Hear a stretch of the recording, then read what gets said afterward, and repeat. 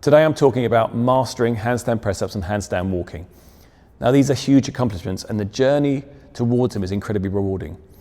In this video I'm going to give you a clear roadmap for achieving these, and we'll explore how CrossFit Chiltern builds the foundational strength and skill that you need, helping you to set some realistic expectations and to develop an effective plan.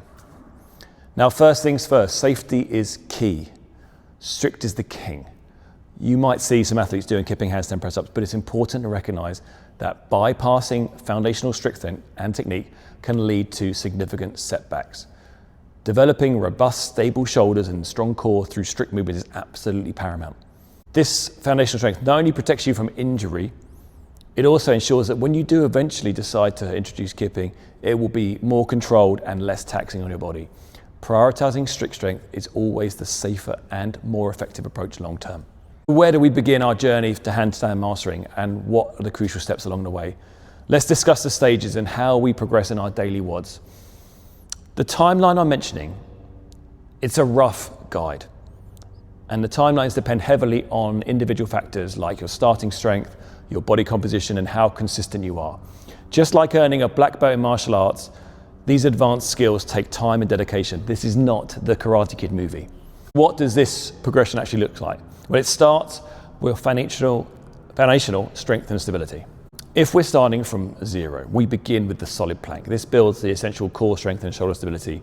We can then progress on to some plank shoulder taps, and from there move to headstand holds. This is a fantastic way to build confidence being inverted, learn that tripod position.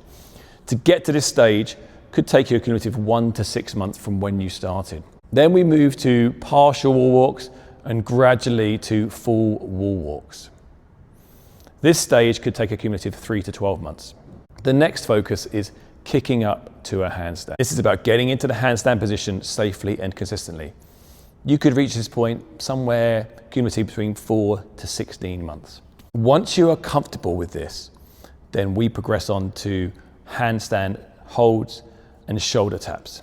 And this forces you to get better balance in that inverted position. Now, again, from this stage, we could be looking at 6 months, we could be looking at 2 years. Next, we get into the strict handstand push-up variations. And I'll work through the different depths.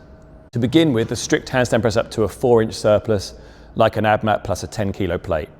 You should be aiming to get a strict press with a barbell at about 60% of your body weight overhead.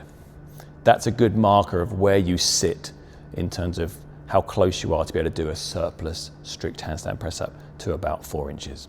Next, we will aim for a 2-inch surplus, so just a single ab mat.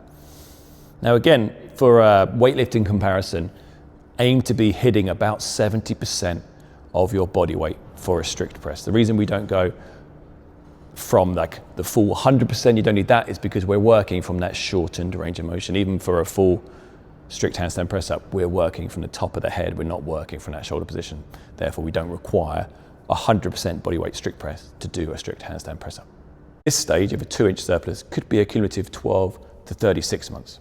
Finally, for a strict handstand press up to the floor, we could be looking at somewhere or anywhere between 15 months to 4 years to get there. And again, there's so many factors that come into play for that.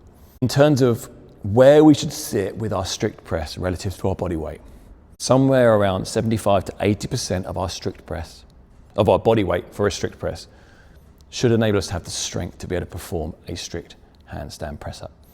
And this is why focusing not only on your strength but your body composition can have a huge accelerating effect on your progress, because like I said in previous blogs, it's much easier to gain 5 kilos, much easier to lose 5 kilos of body fat than it is to gain 5 kilos of strength, especially on something like overhead work. For handstand walks, let's go back to the stage where you can do your handstand shoulder taps. That's where you start working on the specific handstand walk drills and scaling options. Now from that stage, there is a huge variation, anywhere between 3 months to 4 years. The handstand walk skill is dependent not only on your overhead strength and position, but also your body awareness and your courage or lack of fear, which is why the kids in the classes often learn those a bit quicker. To accelerate your progress on these skills, Regular accessory work is really going to help. And for a detailed breakdown of all that accessory work, head to the blog. There's some more information on there.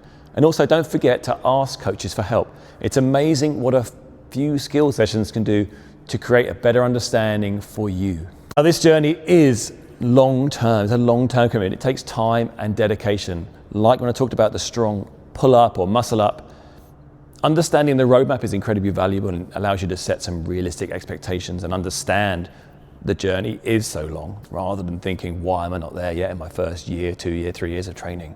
And it allows you to be strategic in how you plan your training and also what expectations you set yourself.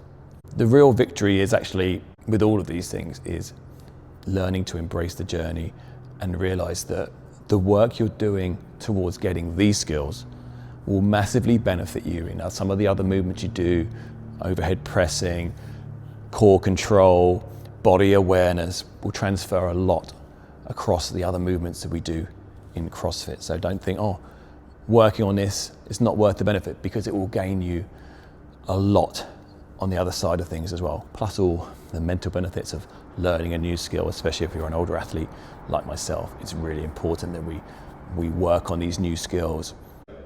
Be aware of how long it will take you. Set some realistic goals and some expectations. Now, one of the things that can help being a member of CrossFit Tilting is having an athlete check in with one of our coaches.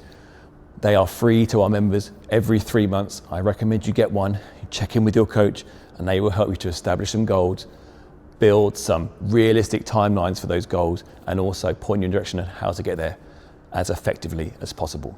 If you're not a member, then now is the time to join. Challenge yourself, learn a new skill, do something you wouldn't expect or maybe didn't expect you were able to do. Book a discovery call with myself and learn about how we can help you get to your fittest, happiest and healthiest self. Stay tuned for more blogs from myself and Dr. Amy. Follow us on Instagram and I'll chat to you guys soon.